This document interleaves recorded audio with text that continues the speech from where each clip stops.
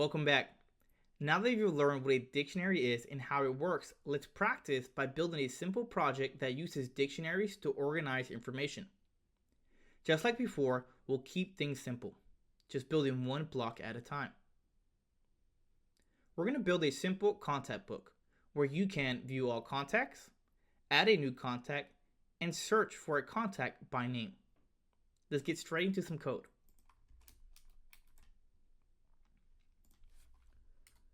We're going to go ahead and print out a message for our user that they are working within a simple contact book.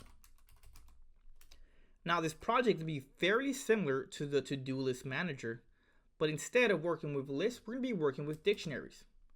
So just like the to-do list manager, we're going to create a data structure. We'll call it contacts that we can use to store all our contact information. And this is going to be a dictionary. We're going to initiate a while loop, which is going to be while true. That's going to provide the user with an interface so they know what options are available to them. We'll say options. Their first option should be to view all contacts. They should be able to add a new contact. And instead of deleting, we'll keep it simple. We'll just go ahead and search for a contact. And finally, let the user know how to exit out of our interface. Just like before, we're going to request input from the user and save it to a choice variable. We're going to tell the user to choose an option between 1 and 4. And depending on their option, we should do different things. We'll take it from the top. We'll say if choice is equal to the string of 1. Now, like the to-do list manager, there is the ability or the possibility that contacts might be empty.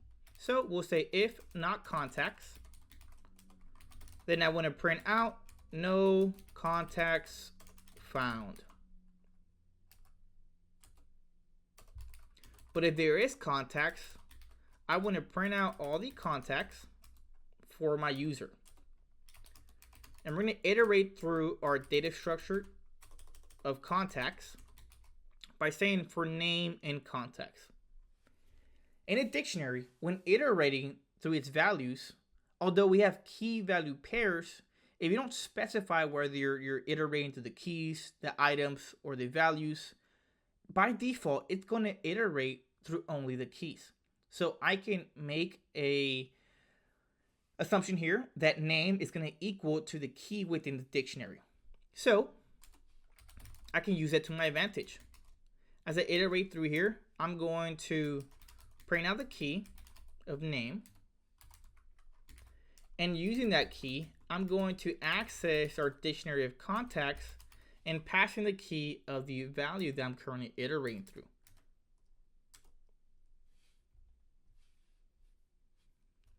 Before I go any further, let's go ahead and make sure this is working so far. I can say if choice is equal to 4, let's go ahead and print goodbye and break out from here. And our else statement is going to be a default or a failsafe in the event they add invalid input that isn't 134.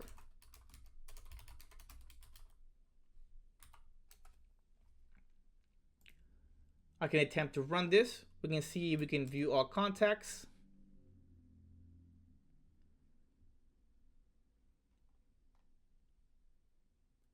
And I see here contact is not defined. That's because I have a spelling error.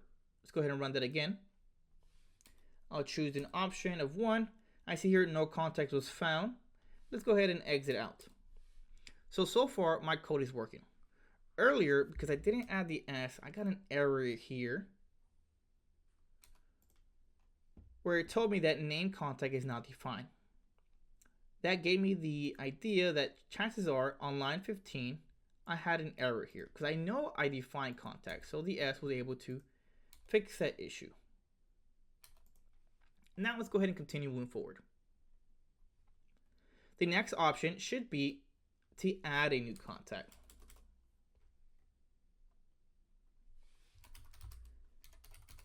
I'll add another elif statement between 1 and 4, and we're going to check for option 2.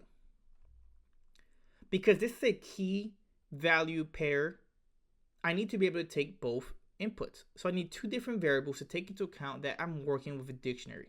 So I should have name and phone. We'll take name first. We're going to ask the user for the name of the contact. Enter the contact's name. And then we should take the number. Enter the contact's phone number. And we're going to use the name and phone to create a key value pair for a dictionary. And we know to add something to a dictionary, we call the dictionary name. We pass in our key within brackets, and then we assign it a value, which is phone. Finally, I can print out a nice message to let the user know that it was added successfully. Contact for name added. Now let's see if this works. I can run this. Let's go ahead and add a new contact. I'm going to say John. The phone number will be 123 456 7890. I can submit this. And let's go ahead and exit out and look at our output. I see here that contact for John was successfully added after I passed in the input. So it's working how I expect it to work so far. Lastly, let's go ahead and add option 3. Between 2 and 4, I'll say elif choice is equal to the string of 3. Then I want to search for that contact to see if it exists within our dictionary. So I'm going to say search name is equal to, and I'm going to ask the user for the contact they're trying to look for. I can say enter the name to search for. I can say if search name is in contacts, this membership check is going to grab that name and use it as a key to see if it exists within the dictionary. And if this passes, I should let the user know with a print statement that I found the key of search name. And then I can even give them the phone number so they can see it.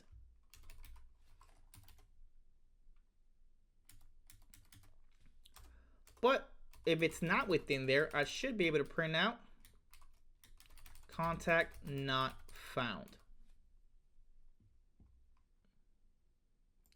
When I run this, I can add a new contact. I'll say John 123 456 7890. Let's go ahead and search for a contact.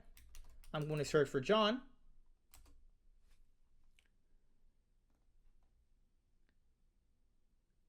And I see that I get an error that name contact is not defined on line 29.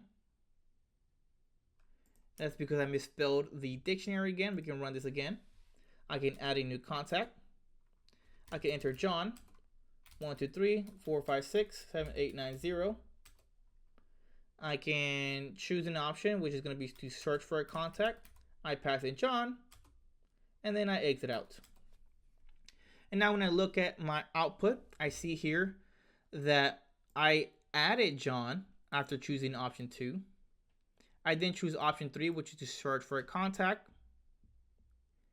And then I see here that I was able to find John, and it gave me the contact number. Finally, I was able to exit out.